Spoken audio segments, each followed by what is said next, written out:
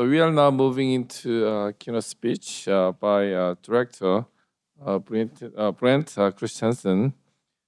Uh, as you may know, he had a distinguished career for about 35 years in the U.S. Foreign Service.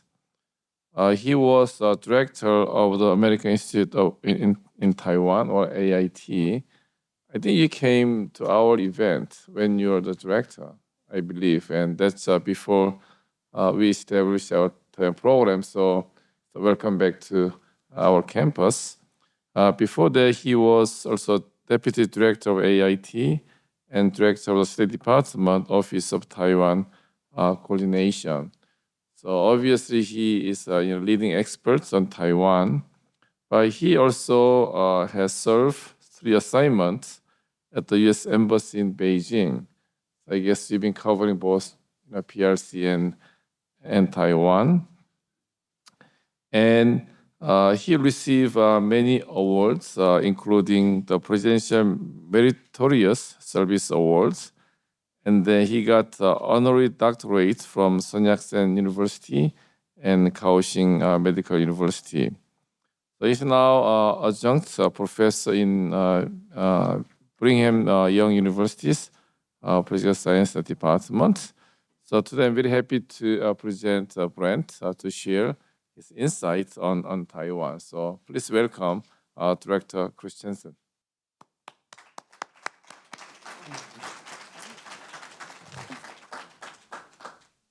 Good morning.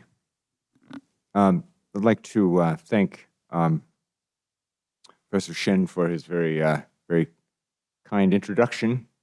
It's really a pleasure to be here with you today. And I think I'm particularly pleased to return to Stanford for a conference on Taiwan. I spend a lot of time thinking about Taiwan. I teach a course on Taiwan at Brigham Young University, and it still occupies a lot of my time and effort. But it seems especially fitting that we are here at Stanford for a conference on Taiwan's future, because one of Taiwan's most consequential economic policy decisions was inspired in part by a model that is very familiar to this university: the synergistic relationship between Stanford and Silicon Valley.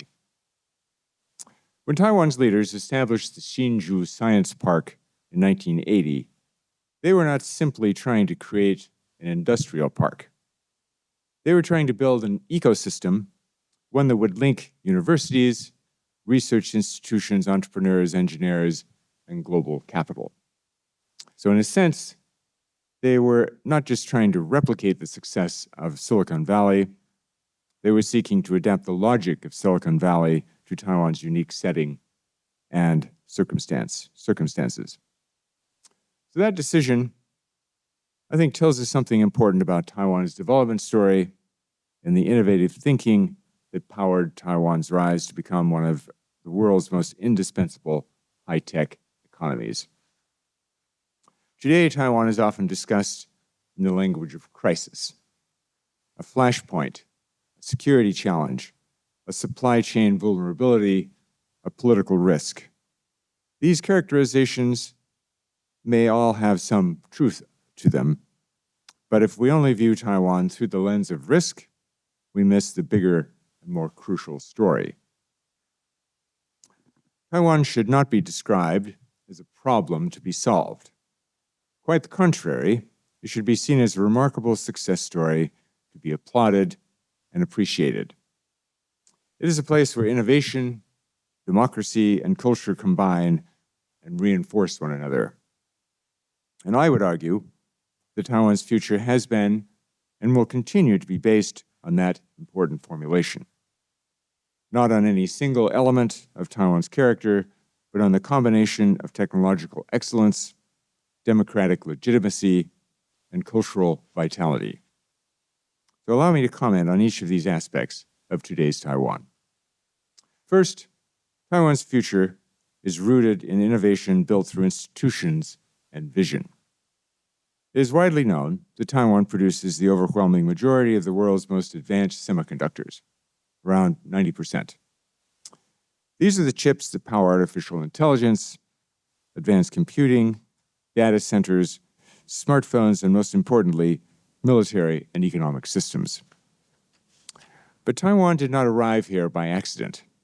In the 1960s, 1970s, Taiwan was still primarily known as a producer of labor-intensive manufactured goods, textiles, basic electronics, and consumer goods. It was a highly successful model, but Taiwan's policymakers could see its limitations and the risk that Taiwan would soon face the so-called middle-income trap. The key economic strategist of that era was a man named K.T. Lee Guoding, who understood early on that Taiwan could not remain competitive forever by relying on low-cost labor. He saw that Taiwan would need to move into higher-value industries, and he identified semiconductors as a key industry of the future. That insight, or vision, as it were, led to a series of remarkable institutional bets. The creation of the Industrial Technology Research Institute, or ITRI, the sending of Taiwanese engineers to the United States to be trained on chip manufacturing, the establishment of the Hsinchu Science Park, and the recruitment of semiconductor visionary Morris Chang, who, I should note, received his PhD in electrical engineering right here at Stanford. And with Morris Chang came one of the most critical business innovations of the modern era, the pure-play foundry for semiconductors. So instead of designing chips and manufacturing them under one roof, the Taiwan Semiconductor Manufacturing Corporation, or TSMC, the company Morris Chang founded, would manufacture chips for others, but none for itself. That decision transformed the global semiconductor industry and led to the fabless revolution, enabling firms like NVIDIA, Qualcomm, and Apple to focus on design, while TSMC focused on manufacturing excellence. In other words, Taiwan became a key center for the digital age, and at the same time effectively transformed its entire structure. But this is not a story about semiconductor factories, or fabs as they are known. It is really a story about the institutions and the people who led them. It is about trailblazing ideas like the Hsinchu Science Park, what K.T. Lee called a golden triangle that linked ITRI with two leading universities, National Tsinghua University and National Jiaotong University, and produced a leading ecosystem of technological innovation. So some years ago, New York Times columnist Tom Friedman suggested that Taiwan was lucky in not having many natural resources. So instead, it had to focus on honing the skills of its people, which turned out to be the most valuable and renewable resource in the world. These talented, highly skilled Taiwanese can be seen in the arts, medicine, sciences, and of course, engineering. The United States has benefited enormously from their talents. Nearly every pioneer of Taiwan's high-tech industry studied and or worked in the United States. Morris Chang himself spent decades in the U.S. semiconductor industry, and Silicon Valley is filled with Taiwanese-American innovators like NVIDIA founder Jensen Huang, AMD CEO Lisa Su, and YouTube co-founder Steve Chen, who I'm pleased to say is on the program today. As we saw, with TSMC's experience in Phoenix, you can build an advanced semiconductor fab in the United States, but to make it work, at least initially, you still need those Taiwanese engineers. Second, Taiwan's democratic transformation is not separate from or independent of this story. It is part of the story. When people think about Taiwan's rise, they may still think of it primarily in economic or technology terms. But Taiwan's second great transformation was political. Over the course of a generation, Taiwan moved from authoritarian rule under martial law to become one of the most vibrant democracies in Asia. As Karis has noted, the Economist Intelligence Unit ranks Taiwan first in Asia and 12th worldwide. Taiwan lifted martial law in 1987, and held its first direct presidential election in 1996, just 30 years ago last month. And over time, Taiwan normalized something profoundly significant: peaceful competition for office, peaceful transfers of power, and political authority rooted in the consent of the governed. Having had the privilege of serving in Taiwan several times, and most recently as the director of the American Institute in Taiwan, or AIT, I have a deep appreciation for the impressive progress Taiwan has made in a relatively short time to become the mature democracy it is today. When I first arrived in Taiwan in the late 1970s, Taiwan was still under martial law. But when I came back in 1989 for my first assignment in the Foreign Service, martial law had been lifted and President Lee Teng-hui, dubbed Mr. Democracy, was already leading major democratic reforms. And when I returned to Taiwan in 2012, as the deputy director of AIT, Taiwan had become a full-fledged democracy.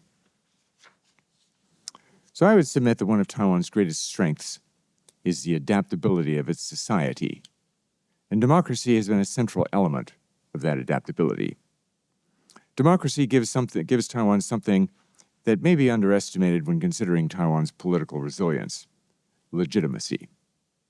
Taiwan's leaders derive their authority from voters, the people, not historical claims. Policies are debated in public, and Taiwan's citizens express their wishes through free and fair elections. The citizens of Taiwan have a big stake in this system because it is their system. Democracy, of course, is noisy, frustrating, and sometimes polarizing, but the legitimacy of Taiwan's government allows for difficult questions to be openly debated, and it allows for course corrections to be made when necessary. And it has also made Taiwan a more natural partner for other democracies, including the United States, which encouraged, cajoled, and sometimes pressured Taiwan to move in this direction. For many years, Americans often spoke of Taiwan as a security partner or an economic partner, but we now also recognize that Taiwan is a strategic democratic partner. And in a region that seems to be more and more shaped by authoritarian coercion, it is worth highlighting the fact that Taiwan is living proof that a Chinese-speaking democracy can not only survive, but flourish. Third, Taiwan's culture is not just background. It is itself a source of strength. This, I believe, is perhaps the least appreciated part of Taiwan's story. Taiwan's future will not be determined just by what it produces, like semiconductors, but it will also be shaped for what kind of society it becomes. Taiwan's culture should therefore be regarded as an important strategic asset. Taiwan is not a culturally simple society. It is layered with indigenous roots, Hokla and Hakka traditions, the legacy of Japanese colonialism, the arrival of mainlanders fleeing communism, and decades of engagement with the United States and the wider world. This cultural complexity might once have seemed like a hindrance to Taiwan's progress, but in fact, it has become a strength, as Taiwan has learned to absorb and adapt to outside influences without losing its distinctive character. And over time, Taiwan has become more confident in a unique identity that is open, pluralistic, and self-aware. This is important because culture affects the resilience of a society. A society that is comfortable with pluralism is one that is better able to deal with stress. A society that can debate issues openly is one that is stronger than one that insists on conformity. And a society that values openness, experimentation, and creativity is one that fosters innovation. And it is also part of why Taiwan has such compelling soft power in film, literature, design, popular culture, cuisine, and particularly in the broader Chinese-speaking world, where Taiwan provides a freer space for cultural creativity than, say, across the strait. Taiwan's extraordinary response to the COVID pandemic is just one example of its resilience in the face of a serious, in this case, public health threat. I was there to observe Taiwan's culture of competence in managing this pandemic and also to appreciate Taiwan's culture of generosity as it shared substantial quantities of medical supplies and equipment with the rest of the world.